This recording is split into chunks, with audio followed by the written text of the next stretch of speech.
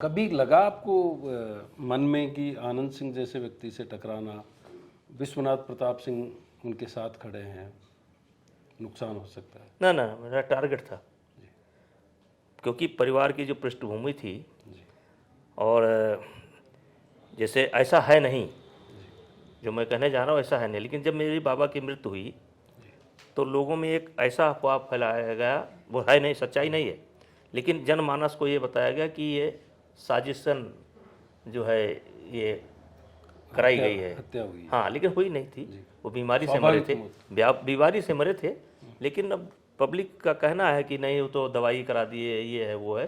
तो मेरे मन में था कि मुझे इन्हीं से लड़ना है, और हैसियत मेरी कुछ नहीं थी, मतलब समझिए कि एक साधारण परिवार से। अरे साधारण क्या, उस समय तो खत्म थे हम लोग, लेकिन भगवान की कृपा थी, और जो मेरा वसूल ये था गरीब और शरीफ, इसने मुझे बहुत कामयाबी दिलाई।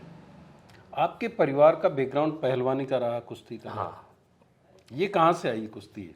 देखिए, ये पहले गांव में स्वस्थ रहने का एक ही संसाधन होता था गांव में, और देखिए यहाँ भी देखिए, जितने जैसे जैसे गामा को लीजिए आप, तो उसको उनको किसने पनाह दी?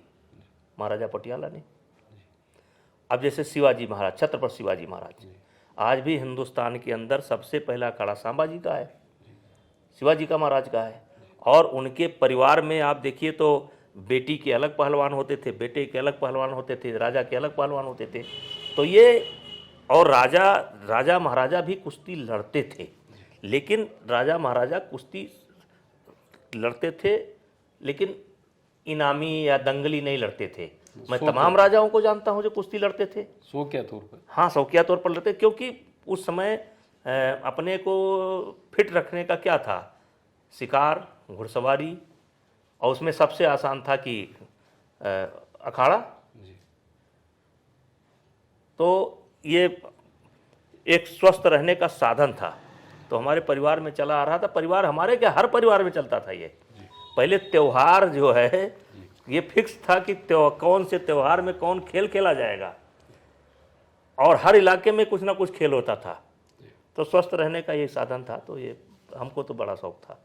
अच्छा, महाराष्ट्र का आपने जिक्र किया, रणधीर सिंधे वहाँ पे पहले पहलवान हुए, केडी जाधव पहले व्यक्ति थे जो ओलंपिक में पदक लेकर के आए कुश्ती में, और उसके बाद में कहीं महाराष्ट्र पीछे छूट गया। और देखिए, महाराष्ट्र पीछे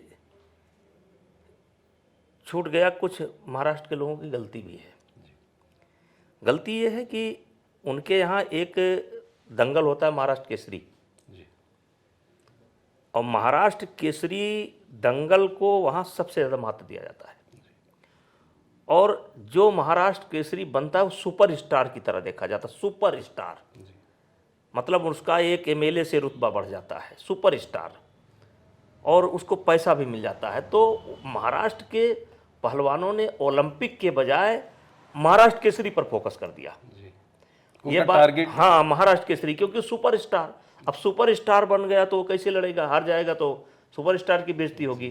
तो ये बात मैंने महाराष्ट्र में जाकर के कही, लोगों को कही कि भाई देखो, ये तो ठीक है सुपर स्टार बनना, क्योंकि बड़े वजन के पहलवान जो जिसमें इंडिया कमज़ोर है वो महाराष्ट्र से ही निकल सकते हैं। और महाराष्ट्र में पहलवानी है, महाराष्ट्र में खान पान अच्छा है, जितने अखाड़े महाराष्ट्र में हैं हरियाणा में नहीं है, जितने व्यवस्थित ढंग से चलते हैं उतने व्यवस्थित नहीं चलते। लेकिन दुर्भाग्य है कि उनका सारा फोकस महाराष्ट्र केसरी पर हो गया, वो उस ग्लैमर से जुड़ गए। हाँ, ग्लैमर। उसके बाद डर लगने लगता है ना कि मैं तो महाराष्ट्र केसरी हूँ, मैं नेशनल लड़ने जाऊँगा, हार जाऊँगा, मैं क्या करूँगा, तो वहीं से वो काम खत्म हो जाता है। महाराष्ट्र केसरी बनते ही, एक भी महाराष्ट्र केसरी ऐसा नहीं है, केवल नरसिंह यादव एक महाराष्ट्र केसरी हुआ कि जिसने जो है ओलंपिक तक का सफर तय किया, लेकिन एक षड्यंत्र के कारण उस कामयाब नहीं हुआ। उसके खिलाफ भी एक साजिश, हाँ, एक साजिश हुई, और बड़ी साजिश हुई, और प्रधानमंत्री जी ने बहुत सहयोग किया उसमें, लेकिन वो साजिश करता पीछा नहीं छोड़े, वहाँ तक पीछा किए और अंततः सफल नहीं हुआ।